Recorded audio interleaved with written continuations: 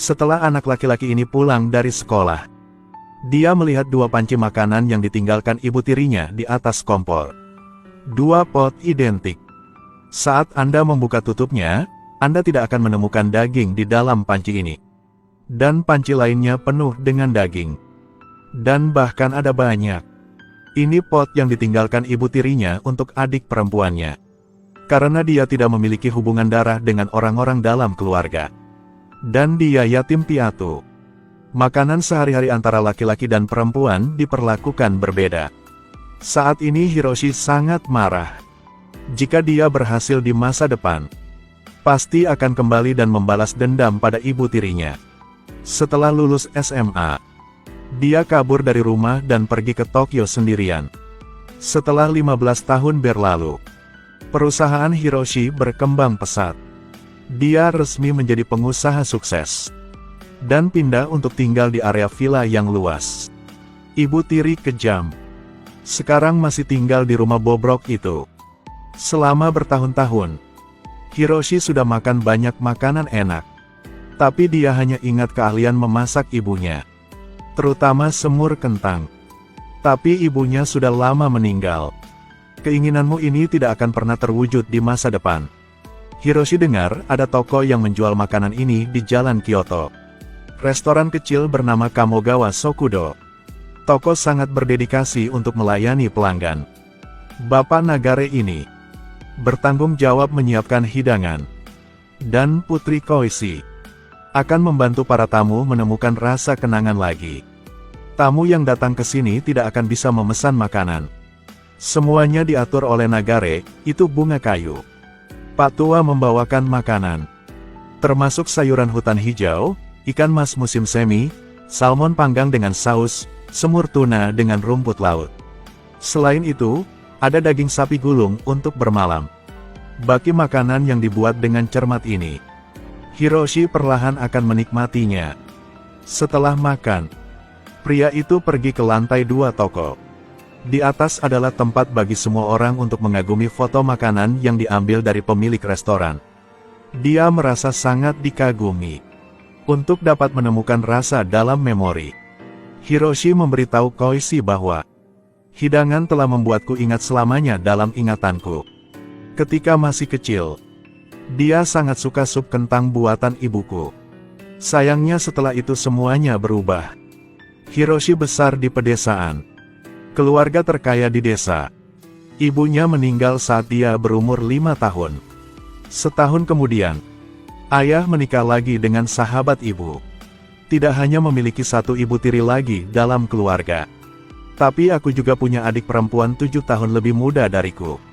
Musim semi itu saat Hiroshi lulus SD. Ayah meninggal. Sampai lulus SMA, dia tinggal bersama ibu tiri dan adik perempuannya. Bahkan tinggal bersama. Api bisa merasakan. Dirinya hanya orang luar. Setiap hari mengalami hal yang sangat menyakitkan. Di saat seperti ini, aku selalu ingat semur kentang buatan ibuku. Dibandingkan dengan semur biasa, semuanya lebih merah. Setiap makan makanan buatan ibu, keduanya merasakan gunung dan sungai muncul di depan mata mereka. Hanya dengan dua informasi yang sedikit ini, lalu membuat ulang rebusan kentang ibu. Sangat sulit. Hiroshi juga sudah lama ingin menyerah, mencari selera ibu. Namun ketika dia melihat slogan toko, dan dengarkan reputasi toko untuk dapat menemukan cita rasa kenangan, dia tetap memutuskan untuk mencobanya. Ayah Koichi, sebelum membuka restoran ini, dia dulu seorang detektif terkenal. Siang itu, dia memutuskan untuk memikirkannya. Padahal itu orang sukses. Hanya ingin mencari cita rasa masa muda lagi. Dia kehilangan hatinya. Kita bisa melihatnya melalui seorang pria. Nostalgia hati. Kita juga harus membantunya. Jadi besok pagi, orang tua di kapal pergi ke kampung halaman Hiroshi untuk menemukan jawabannya. Di perjalanan, ia juga dengan antusias memberikan makanan kepada ibu tua di kereta. Hanya dengan tindakan sekecil itu, udah membawa banyak hal untuknya. Dengan bantuan orang tua, dia belajar cara merebus kentang di sana. Sayang sekali dia pergi sehari. Juga tidak bisa menemukan gunung dan sungai yang dibicarakan Hiroshi. Sekarang, dia mengikuti alamat rumah ibu tiri Hiroshi. Memutuskan untuk menemukan ibu tak berperasaan ini. 2 minggu telah berlalu. Hiroshi mampir ke toko seperti yang dijanjikan. 2 ayah dan anak lelaki tua itu melayani dengan sangat hati-hati. Dia membual itu. Rebusan kentang ini buatan tangan dia. Ini cara ibunya melakukannya. Ekspresi pria sangat rumit. Nasi panas, acar, sup telur. Semuanya sangat familiar. Tak disangka Pak Tua ini dapat mengetahui kebiasaan makan Anda lagi. Secara tak terduga dalam 2 minggu, ia telah mempelajari semuanya dengan sangat cermat. Dia mengambil sepotong dan memasukkannya ke dalam mulutnya. Rasa yang familiar. Lalu cicipi secangkir sup telur panas. Selera mereka akrab banget. Telur lunak meleleh. Pelan-pelan meneguk. Pria itu memiliki perasaan campur aduk di hatinya. Semur kentang ini amat sekali tidak sesuai dengan selera ibuku. Ini persis seperti metode ibu tiriku. Mungkin kamu melakukan kesalahan. Yang saya cari adalah selera ibu kandung saya. Setelah makan, siap-siap untuk pergi. Jadi ayah Koichi segera menghentikannya di depan pintu. Kalau ingat masakan ini rasanya seperti masakan ibu tirimu. Jadi kenapa kamu tidak duduk dengan sabar? Dengarkan aku. Bagaimana dengan semur kentang? Dia kembali ke meja makan. Ayah tua meminta putrinya mengeluarkan foto ibu tiri. 2 minggu yang lalu, aku mencari ibu tirimu. Adikmu sudah menikah. Dan dia masih tinggal sendirian di rumah itu. Hiroshi. Ketika aku memberitahunya tentang pencarian selera ibumu lagi, ia tidak mengatakan apa-apa. Berikan buku catatan ini dengan tenang. Hiroshi sudah kena sejak kecil. Ibu kandungnya menuliskan resep masakan favoritnya. Apa yang kamu suka dan benci. Cara menjaga agar tidak pilih-pilih. Ibu kandungnya merekamnya dengan detail. Ketika Hiroshi berusia 5 tahun, ibu sakit parah. Dia merasa seperti sekarat. Tidak ada tenaga lagi untuk mengurus anakku. Jadi dia memberikan buku catatan ini kepada ibu tirinya. Ibu tiri, biarkan untukmu. Lihat buku catatan ibu kandung. Gambar yang familiar. Kayu, minyak, anggur dan tulisan tangan ibu. Air mata tiba-tiba jatuh. Kata putri Pak Tua kepada Hiroshi. Resep semur kentang di halaman 5. Dia memilih bahan dengan sangat hati-hati. Agar aku bisa menjagamu dengan baik. Hiroshi lihat resep semur kentang.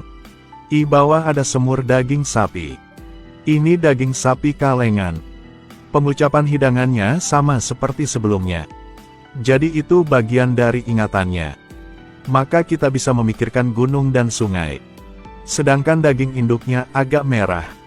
Karena Hiroshi sejak kecil tidak suka wortel. Dia ahli dalam memotong wortel. Sejak aku diasuh oleh ibu tiriku, pria itu menyadari bahwa sup itu berisi wortel. Koichi dipotong kecil-kecil untuk kamu makan. Rebusan 2 ibu. Kenapa warnanya berbeda? Itu juga sebabnya. Hiroshi menyesap. Dan ternyata baunya seperti masakan ibu tiri.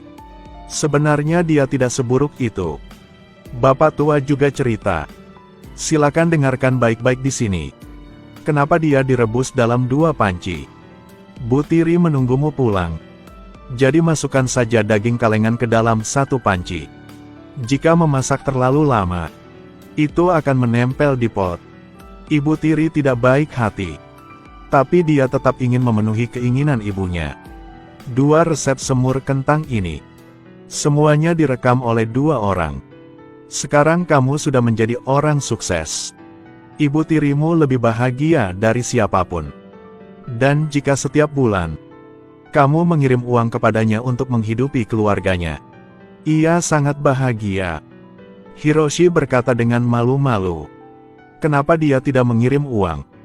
Untuk ibu tiri dan saudara perempuan, harus tinggal di rumah kumuh itu selamanya.